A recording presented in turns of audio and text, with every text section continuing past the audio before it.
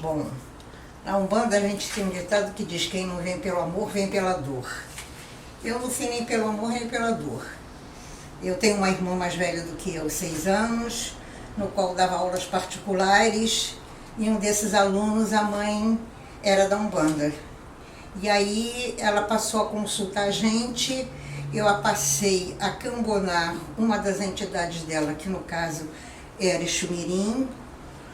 Daí, passado anos, eu conheci o meu ex-marido, e o pai dele tinha um centro, era pai no santo, né? Então a minha história na Umbanda começa desde a barriga da minha mãe. E aí eu passei a frequentar o centro do meu sogro.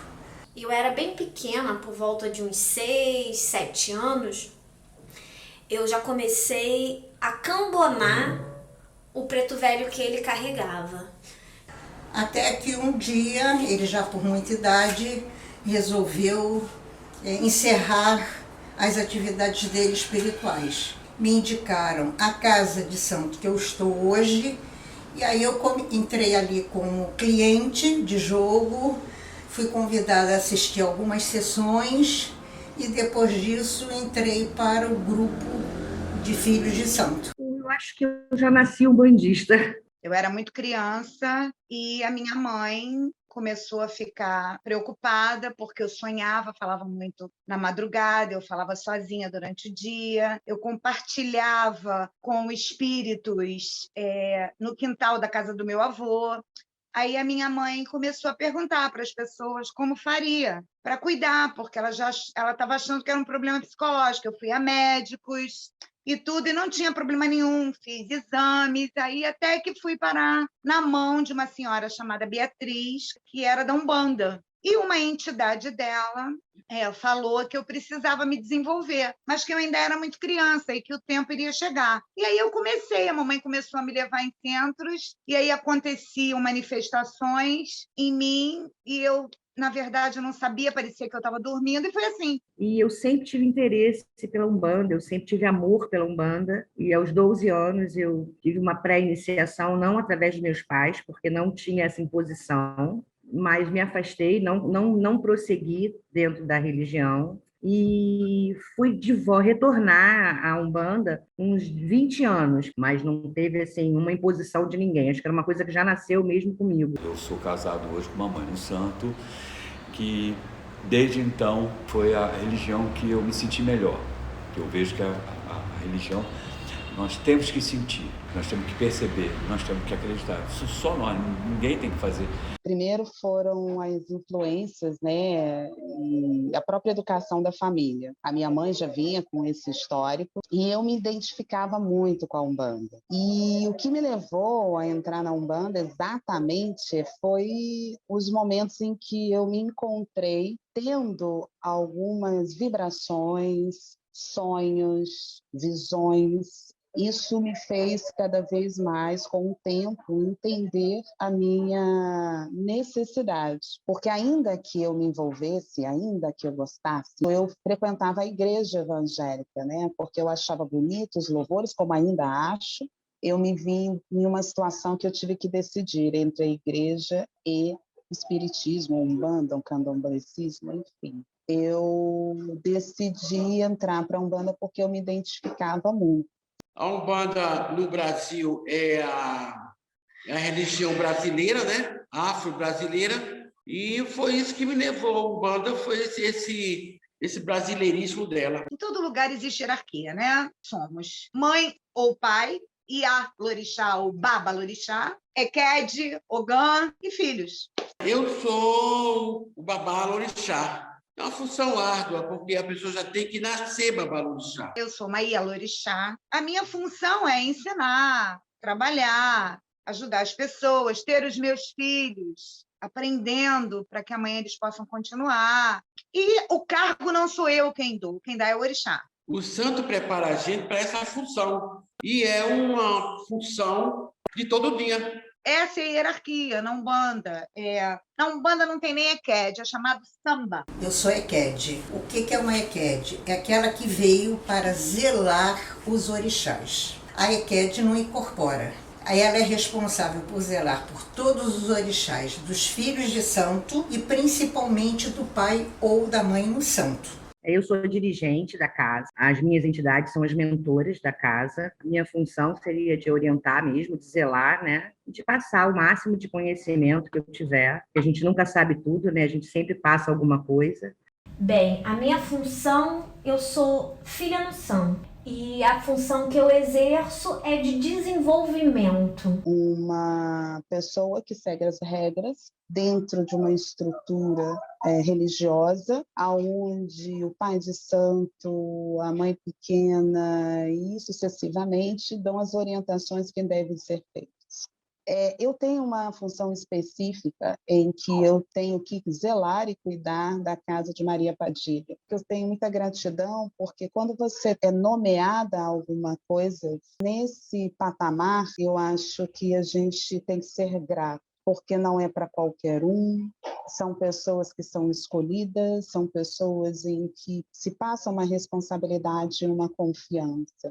Essa é a hierarquia na Umbanda. Mãe ou pai, as sambas e os filhos no samba, os ogãs, né? Os batedores de atabaque na Umbanda, né? Que não são chamados de jalabê, são os batedores de atabaque, e os filhos no santo, que eu também não sou considerada, eu acho que esse termo mãe de santo está errado. Eu sempre combati muito isso. Cansei de falar, mãe de santo, mãe de santo, mãe de santo. Mãe de santo não existe.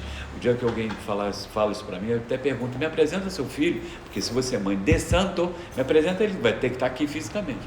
Eu não sou mãe do santo, eu sou filha dele. Eu sou mãe no santo. Eu inicio pessoas dentro do orixá, mas eu não sou mãe do santo. Imagina, eu não estaria aqui falando com você assim, né? Ou eu estaria levitando, você iria me ver de uma outra forma. É um termo muito chulo, eu considero um erro de português, inclusive. Eu sou mãe no santo. Eu sou uma condutora de iniciação ao orixá. Não existe mãe de santo, existe mãe no santo, mãe na espiritualidade, ou pai no santo, pai na espiritualidade. E depende muito das condições de filho de santo, do local, da época. Essa época de pandemia mesmo, nós estamos fazendo função uma vez no mês e olhe lá. Mas lá o centro não fechou, o Pai de Santo, né? Sempre ia, porque tem as coisas a fazer, ou seja, de cuidar do sítio, né? Porque é um centro muito grande. Então, não dá para você só fechar a porta, né? Você tem a parte de manter aquele local limpo, de conversar com os santos, né? Através de jogo, enfim, para saber o que se deve fazer, o que não se deve fazer. Os filhos de santo, no primeiro momento, ficaram, sim, afastados, ainda que lá seja grande, não precisamos estar aglomerados, porque tem espaço suficiente. E depois de alguns meses é que a gente percebeu as possibilidades de irmos, né? Mas aos poucos. Então, durante a pandemia, nós estamos fazendo função 1, 2, 3. É uma função mais de caráter espiritual, um ritual de caráter espiritual. Coletivo nenhum, né? Às vezes que a gente está no axé, a gente faz o possível. Ocorre que a pandemia ela trouxe muita limitação para mim, já que eu sou uma pessoa que tem comorbidades. E também existem pessoas no barracão que são de idade, que também têm comorbidades, então eu evitei a aglomeração. Ainda estou evitando. Com a pandemia, tudo tomou um novo rumo, né? Tudo ficou muito diferente. Então, nós tínhamos giras de 15 em 15 dias, isso teve que ser cancelado, né? Isso fazia parte do nosso cronograma, as festividades. Obedecendo às normas do Ministério da Saúde, nós não nos reunimos esse ano. Depois que isso começou a pandemia, não foi feita mais nenhuma gira. O que nós fazemos? Em dias festivos, eu tenho a minha QED e alguns filhos no santo que vêm, colocam os agrados, nós fazemos todo aquele ritual. Então, foi feito da seguinte forma: os filhos de santo ligavam para a mãe no santo para dizer o dia que podiam ir lá para acender os seus anjos de guarda, para acender os seus exus e para fazer também a manutenção do centro. Então foi feita uma escala e cada um vai no seu determinado dia em horários diferentes. Mas os orixás não deixaram de ser cultuados. Por enquanto, eu ainda estou evitando aglomeração. Bom, nós aqui tomamos a medida de não fechar a casa, né, não encerrar as atividades. Nós simplesmente recebemos a orientação de que a casa ficaria em recesso, mas cumprindo todo o calendário. Todo o calendário foi cumprido, todas as festas foram feitas, só com 4 pessoas da casa, que já estão sempre na casa, e uma única festa foi feita para todos os médiuns, fechada para visitante, só para os médiuns da casa, que foi a festa de Omulu ano passado, que é uma festa muito voltada para a saúde, para os seus pedidos e agradecimentos de saúde. Mas a religação com Deus é uma constante.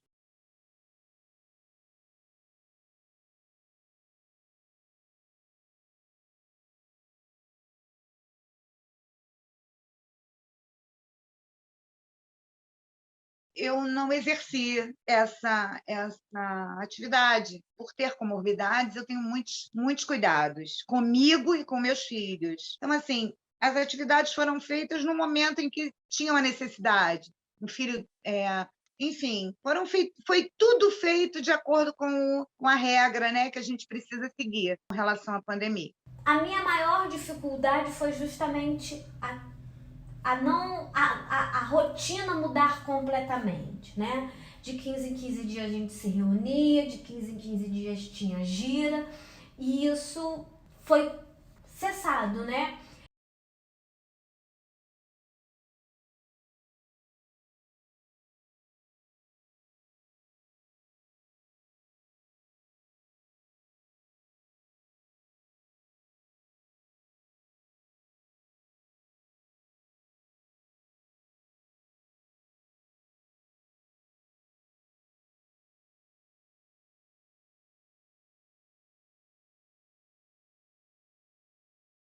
De tudo, eu sinto falta dos meus filhos, eu sinto falta dos orixás trabalhando, das entidades dando consulta, eu sinto falta das nossas reuniões.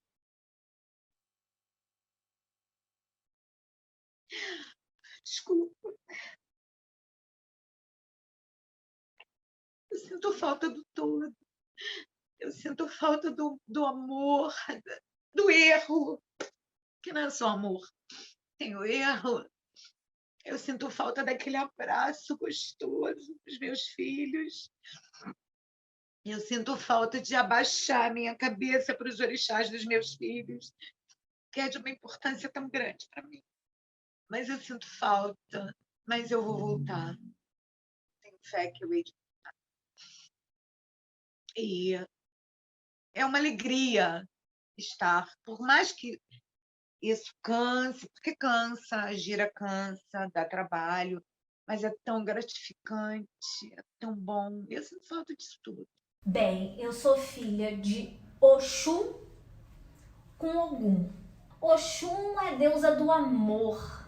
É uma deusa maravilhosa, é a dona das águas doces, é a mulher que cuida do ventre, é mãe, é uma Iá, zelosa, cuidadosa, mas também uma mãe firme, tem propósitos maravilhosos na vida da gente. A Oxum é a senhora da fertilidade, né? É a mãe mais acolhedora, que eu tenho orgulho de ser filha. É o orixá que, na verdade, é o orixá que eu renasci. Então, se eu renasci para ele, eu tenho a maior devoção e maior adoração, né? A Oxum. Tudo que eu tenho, tudo que eu sou, e toda a minha fé, eu devo à dona do meu. Enfim, ela é a dona da água, a água que limpa, a água que apaga o fogo, é a que dá vida, nós somos água, né?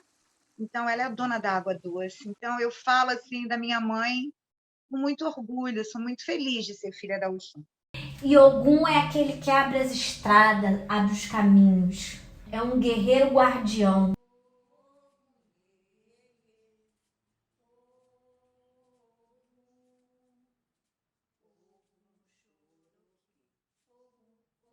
As pessoas às vezes acham que você ser iniciada ou você tá feita no santo significa que tudo vai ser muito fácil, né? Quando não é. Orixá é acolhimento, orixá é caminho, orixá é norte, orixá é colo. Como nos cuida, como zela, como ajuda, como cura, como salva. é aquele que te acalanta na sua dificuldade, porque a dificuldade a gente vai passar sempre, a gente vai sempre ter os obstáculos, até para que o nosso crescimento aconteça, né? Porque sem o obstáculo seria tudo muito simples, né? Você está sempre feliz, você está sempre bem, você não passa nenhum problema, você não teria como avaliar o quanto é importante você estar sendo socorrida e amparada, né? O orixá, para mim, é isso. É o amor máximo, é aquela que, quando eu coloco meu joelho no chão, eu tenho uma certeza de que ela vai me atender, que ela vai me amparar e que ela vai me dar um norte, vai me dar um caminho. E cada orixá tem a sua, não a sua força, que todos têm uma força igual, né? Mas cada um tem a sua vibração maior. Tipo assim, para ser mais guerreiro, ser mais expansivo, ser mais... Cada um tem o seu jeito, né? O Exu é um pouco mais, aparentemente um pouco mais doce, mas quando, na verdade, ela é tão forte, tão valente, tão guerreira, quanto qualquer outro orixá, né? Aqui na nossa religião, as pessoas nunca vêm se cuidar. O objetivo não é a pessoa, é o problema dela. Aí fica um negócio muito avulso, muito largado. Aí quando você vem dizer assim, eu quero ser e quero estar, as coisas mudam. E outra coisa também, isso é a religião de negro. A gente agora que está saindo da cozinha para ir para a sala. As pessoas não aceitam a religião de negro assim de primeira mão. Você vê que as pessoas fazem no censo, perguntam qual a religião sua. Ela diz que é católico. Ninguém quer assumir a religiosidade porque é negra. Porque a nossa religião está muito mascarada ainda. Papagaio come milho, o periquito leva fama, tá entendendo? Ou vice-versa. Muitos preconceitos. Eu sou funcionária pública federal do Fundão, do Hospital Clementino Fraga Filho, administradora. E os médicos, eles são muito céticos e preconceituosos. E, por momentos, eu tinha que ir de branco, mas eu tinha que ir com a cabeça coberta, como eu estou aqui agora. Então, eu era chamada de bruxa, eu era chamada de feiticeira, eu era chamada de macumbeira. E, no entanto, aquilo sofria o bullying, né, o preconceito. Mas aquilo não mexia comigo porque eu tinha me salvaguardando meus orixás. Eu não voltava com agressão. Muitas das vezes na rua, saindo com roupa a caráter, passavam carros, aí macumbeira! Nunca liguei, mas sofri, sim. Sofri muito preconceito. Sim, já sofri muito preconceito, porque assim, as pessoas falam e não sabem o que estão falando. Então, a primeira pessoa tem que entender, saber do que está falando, né? Para depois criticar o outro. Eu acho que todo mundo tem que respeitar a religião das pessoas. Preconceito é uma constante. O preconceito sempre é muito difícil, principalmente em grandes cidades. As pessoas fazem as coisas desavisadas e diz que é umbanda, diz que é o candomblé. A nossa religião foi feita por amor, por fazer a paz, a caridade. Mas tudo que acontece no mundo de macumba. Veja bem, não existe o termo, esse termo é um termo pejorativo para quem não conhece a nossa religião. A macumba, ela existe. Macumba é o toque dos atabaques, dos agogôs, enfim. Vamos fazer macumba? Certo, vamos dançar, vamos cantar, vamos louvar.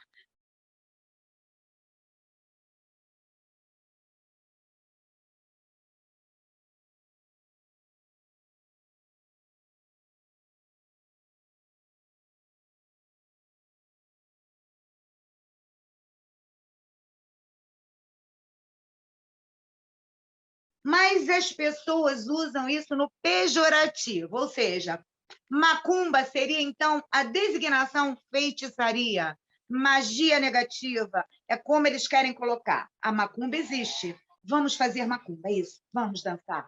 Vamos louvar o orixá. É um termo muito bonito, porque era assim que os escravos, a magia deles era para o bem, era para ter alimento, era para curar. Tanto que hoje nós temos os nossos pretos velhos que fazem isso. Você não vê um preto velho falar uma maldade. Se você vir isso, você pode constatar que não é uma entidade. É a pessoa falando em nome da entidade. Os pretos velhos, o pior massacre do mundo foi a escravidão. Até hoje a gente não foi reentregado à sociedade por causa da escravidão. E o preto velho, você vê, não tem valor. Preto velho, dia 13 de maio, dia que passado despercebido. E era uma coisa que a gente tem que resgatar, né? Pagar pelo menos esse tributo do dia 13 de maio a São Pai Nosso da Ave Maria. E a nossa religião é biodegradável. Não tem nada que a gente não possa fazer que estraga o solo. As pessoas desavisadas é que vão para a praia com garrafas, louças, papéis.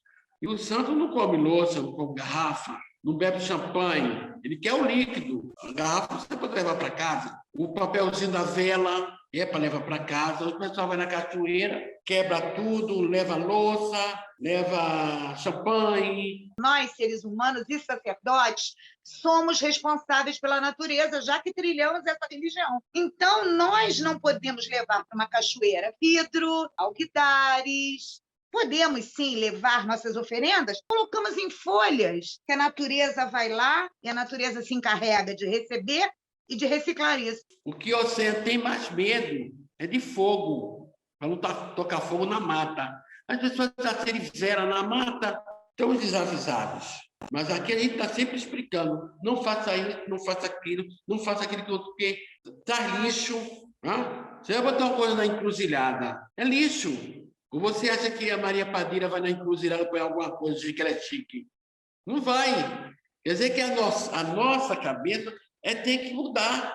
Aí você passa nas encruzilhadas, as estradas cheias de entulho, cheias de aguidal, cheio disso, cheio daquilo, e Exu não vai lá apanhar. Você tem uma pombagira lindíssima e bota a coisa na encruzilhada para ela não vai apanhar. Há 100 anos atrás, que não existia movimento, eu até acreditava, agora não. Umbanda é amor, Umbanda é compreensão, Umbanda é a doutrina que te faz entender a vida após a morte, faz você aceitar com mais facilidade tudo que você precisa passar. Umbanda é disciplina, Umbanda é respeito, Umbanda é ensinamento, Umbanda é simplicidade. Você tem em você o amor máximo pela tua fé, o respeito pela fé do próximo. A Umbanda, para mim, é tudo. O princípio é a base, porque com a Umbanda você começa a ver as coisas mais a miúda, como com o Damião, aí você fica com curiosidade, o Preto Velho fica com curiosidade, isso você vai construindo o amor, vai construindo os degraus da tua fé. E a Umbanda, para mim, é isso, é a base. A religião na qual eu me sinto bem, na qual eu me identifico, na qual eu sou acolhida.